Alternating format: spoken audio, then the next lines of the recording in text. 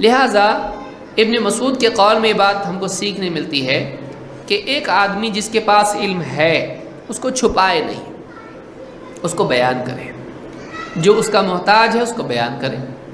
اگر آپ باہر نہیں بتا سکتے کم سے کم گھر پہ تو بتا سکتے ہیں، بیوی بچوں کی آپ تربیت کریں۔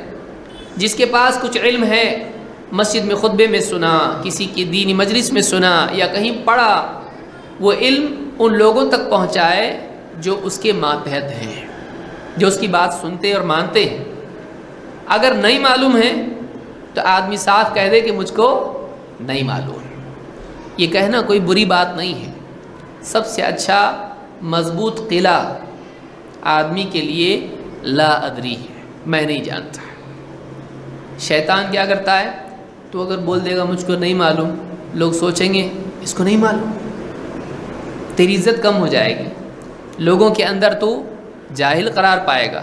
یہ مسئلہ تم کو نہیں معلوم، اتنے پڑھے لکھے اتنی باتیں کرتے اور تم کو معلوم نہیں معلوم تو نہیں معلوم۔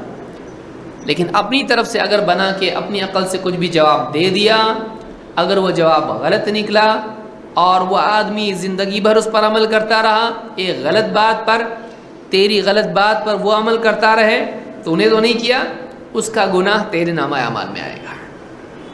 کتنی سنگین بات ہے۔ ایک آدمی کو آپ نے غلط بات سکھا دی، 50 سال تک وہ اس پر عمل کرتا رہا، 50 سال کا گناہ آپ کے نامہ عمل میں آئے گا۔ آپ 40 سال میں مر گئے لیکن 50 سال کے گناہ لے کے مریں گے۔ لہٰذا ایک آدمی ایسی کوئی بات نہ بولے جس کی بنیاد قرآن و سنت پر نہ ہو۔ آدمی اپنی جان بچا لے، صاحب بول دے بھائی نہیں کرتا، میں نہیں بتا سکتا، میں نہیں معلوم مجھ کو۔ آپ کی عزت اس کی نگاہ میں کم ہو بھی جائے، اللہ کی نگاہ میں کم نہیں ہوگی۔ ایک آدمی لوگوں میں عزت دار ہو اور اللہ کے نزدیک ذلیل ہو، یہ ناکامی ہے۔ لیکن ایک آدمی لوگ اس کو چھوٹا سمجھیں لیکن اللہ تعالیٰ اس سے اس کے اخلاص، اس کے تقوی کی وجہ سے محبت کرتا ہو، قیامت کے دن وہ عزت والوں میں ہوگا۔ لہذا اپنی عقل کی بنیاد پر دین میں بولنا سلف کا طریقہ نہیں ہے، نہ ایسے علوم میں پڑھنا سلف کا طریقہ ہے جن کی بنیاد صرف عقل پر ہو۔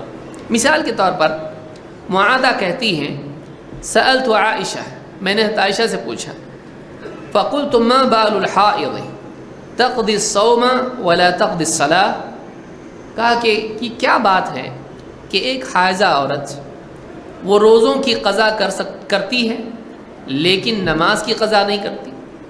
حیض والی عورت حیض کے دنوں میں نہ روزہ رکھتی ہے نہ نماز پڑھتی ہے، اس کے لیے منع ہے۔ لیکن جب وہ پاک ہوگی تو اس کے جو رمضان کے چھوٹے ہوئے روزے ہیں ان روزوں کو کیا کرے گی؟ پورا کرے گی، ان کی قضا کرے گی۔ لیکن صرف روزے نہیں چھوٹے تھے، اس کی نمازیں بھی چھوٹی تھیں۔ کیا وہ نماز قضا کرے گی؟ نہیں۔ اس عورت نے پوچھا ایسا کیوں؟ یہ کیا بات ہے کہ ایک عورت روزوں کی تو قضا کرتی ہے لیکن نمازوں کی نہیں کرتی ہے؟ اب سوچنا شروع کیا۔ حضرت عائشہ نے کہا احروریۃ انتی، حروریہ ہے کیا تو؟ یعنی کیا تو خارجی فرقے سے تعلق رکھتی ہے جو صرف قرآن کرتا ہے؟ یہ خارجیوں کی علامت تھی، کیا کرتے تھے؟ قرآن۔ اور اہل سنت کا طریقہ، صحابہ کا طریقہ کیا ہے؟ قرآن و سنت۔ لہٰذا جس کی زندگی میں آپ یہ دیکھیں کہ وہ صرف قرآن کر رہا ہے، خطرے کی گھنٹی ہے یہ آپ کے لیے الارم ہے، یہ گڑبڑ ہے کچھ تو یہاں پہ۔ کیونکہ جو آدمی صرف قرآن کو پکڑے گا، ایک پاؤں قرآن کے راستے پہ، دوسرا عقل کے راستے پہ رہے گا۔ وہ اپنی عقل چلائے گا، دین میں نیا نکالے گا، بھلے وہ دکھائی دے اور قرآن پہ ہے نا، یہ وہ قرآن کی تفسیر اپنی عقل سے کرے گا۔ اس کو ہمیشہ یاد رکھیں۔ لہٰذا جو آدمی صرف قرآن کرتا ہے، خطرہ ہے۔ قرآن و سنت، اللہ کے نبی صلی اللہ علیہ وسلم کیا فرما رہے ہیں؟ میں اپنے بعد 2 چیزیں چھوڑ کے جا رہا ہوں کہ ایک ترکت فیکم شیئین، 2 چیزیں چھوڑ کے جا رہا ہوں، ان دونوں کو مضبوطی سے تھامے رہو گے، گمراہ نہیں ہوں گے، اللہ کی کتاب اور میری سنت۔ تو سلف ان دونوں کا اہتمام کرتے ہیں، صرف قرآن بھی نہیں۔ تو حضرت عائشہ نے جب سنا ایسا کیوں کہ ایک عورت صرف روزوں کی قضا کرے گی، نمازوں کی نہیں، کہا تو حروریہ ہے کیا؟